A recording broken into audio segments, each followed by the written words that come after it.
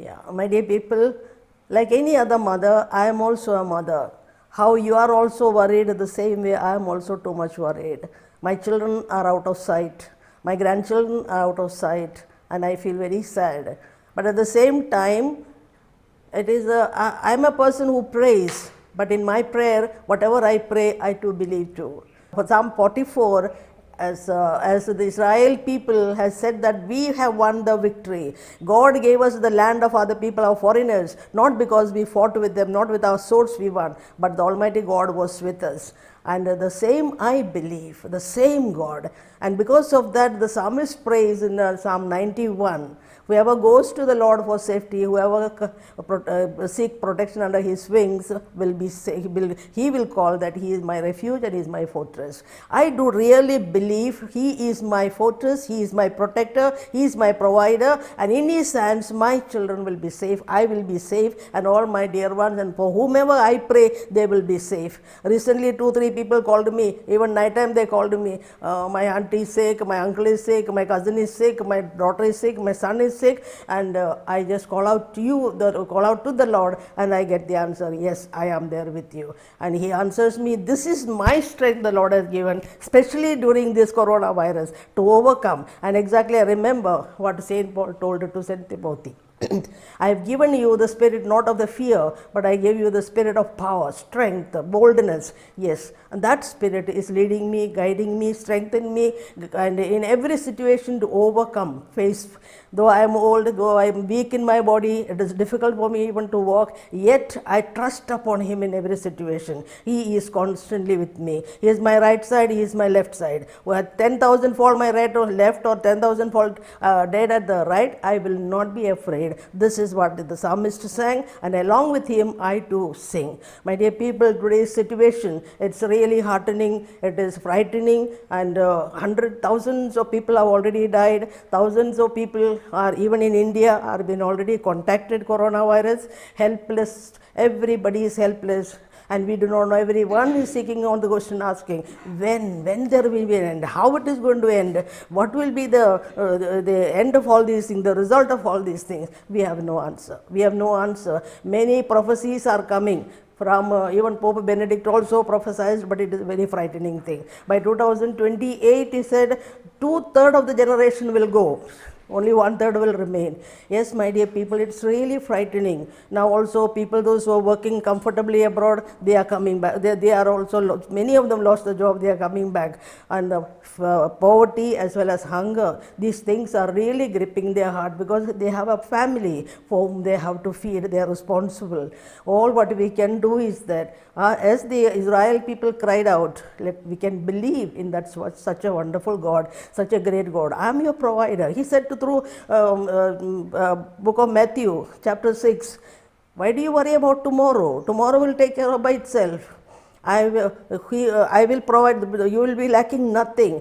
The birds in the air and the lilies in the field, I am feeding them. You are much greater to me, greater for me, so you don't have to worry anything. I believe in every promise. Yes, my dear people, God will prove a way. But then one question remains. Many people ask this, why this coronavirus we have to go through?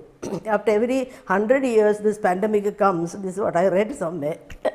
Sorry for my voice.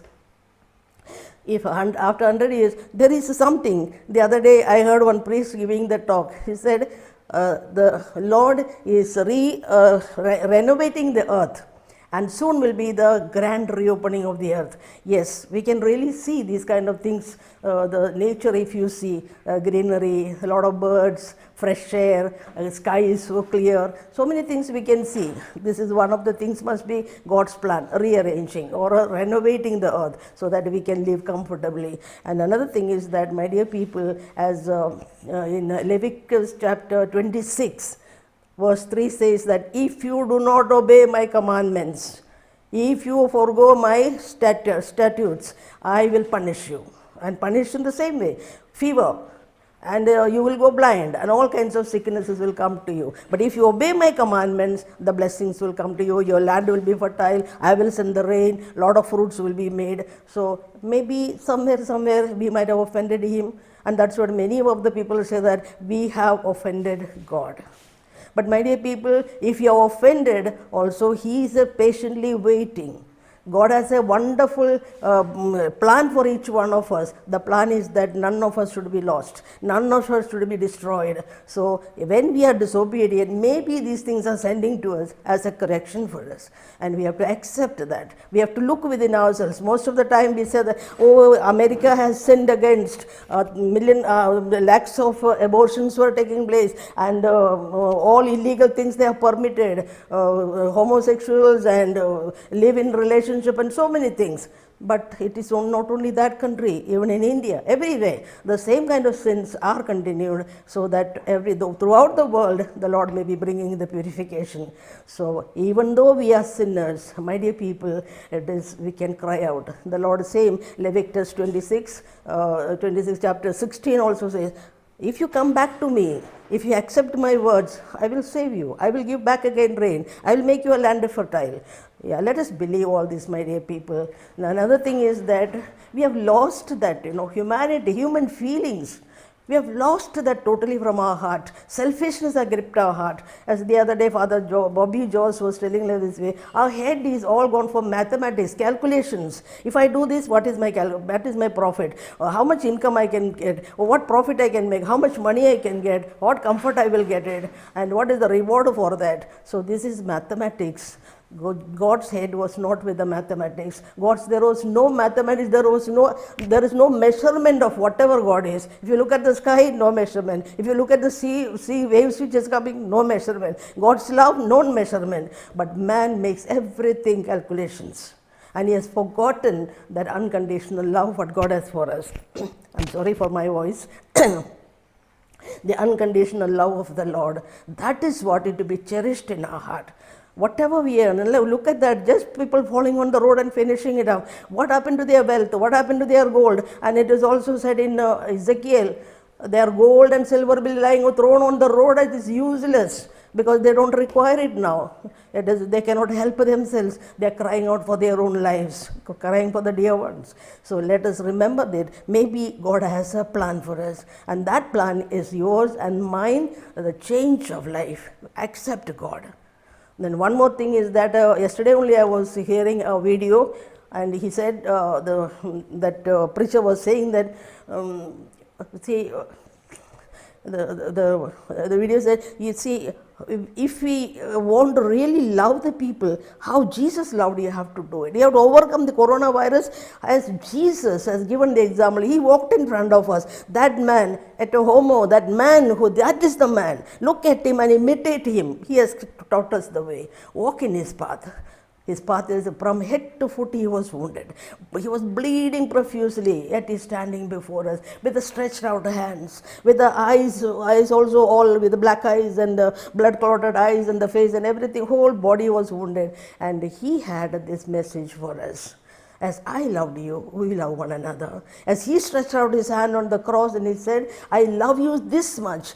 Let us learn also to love this much. Forget about ourselves and God will take care of us. And one more thing, right now as I'm talking, it comes to me. All of us are afraid of death. Death we are frightened. As for me, if you ask me, I ask, when Lord you are going to call me, I will be so happy to come back to you. I'll be so happy. Yesterday, another small video, I saw one little girl. She has not received the communion, but she had a deep faith in the Blessed Sacrament. And she requested the priest, Father, give me communion. I'll confess. She confessed, but the Father could not give her communion. And she said, I am dying without my Jesus. I am dying without my Jesus. If a little girl had that much of understanding, when we go to the church, when we receive the communion, my dear people, how much do we understand this Jesus? He is the one who gives me life. He is the one who died for me. In him I will be always safe. To him I will reach to the heaven. I will be with the Heavenly Father. This understanding we have to gain. That is what coronavirus may teach us. And as many of us, people ask us, now what happened to your church? Especially those Protestant people and other people who are condemning the church, condemning the Christians. Now what happened to you people? You cannot go to the church. So what happened? What became less? Communion is not there. Mass is not there. Nothing has happened. Of course, we miss We miss all these things which we consider it as something spiritual nourishment for us and strength for us and forgiveness for the sins. All these are wonderful, but if it is the God is arranged these things, again maybe some other program. Means as the church, if it is church is reaching out to the people, or church is giving the message of love to the people in 4 ways. One is in the church, through the preaching, through sacrifice, what Jesus did it, same repeating it on the altar. He is teaching us how He has sacrificed for us. We are saved people, He had died for us, He shed His blood for us, and in His wounds we are saved. Second thing is that He is teaching through the, see how many nuns, how many nurses are Christians working in the hospitals, forsaking their own life, their families, and looking after the coronavirus people. From where they got this love? That is the same thing what they are imitating the Savior, and that is what the church is teaching us. So it is the love, the saving love, that message is still spreading through every person who reaches out to the others. Then second one is that forgetting ourselves unconditionally, without expecting any profit, let's reach out to the others, stretch out our hands.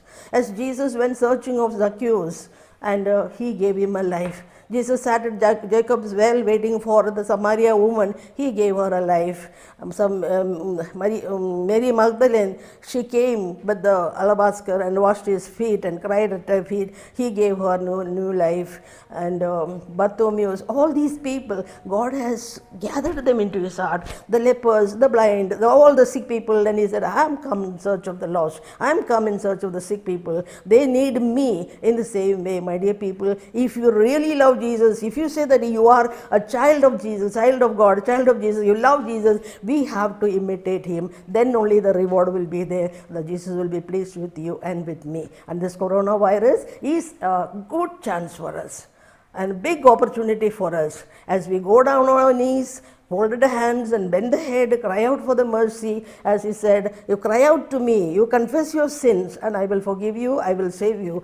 Believing this, let us pray not only for us, for my children and my people, but let us pray all of us together. This is our mission. This is our urgent mission for all Christians. Pray for everybody. Go on your knees, cry out to the Almighty God. He alone can save us, and He is merciful, He is loving, He is caring. And I share this request with each one of you. The same love that Jesus had, let us practice it and let us share it, and for the good of the whole world. Thank and praise you, the Lord.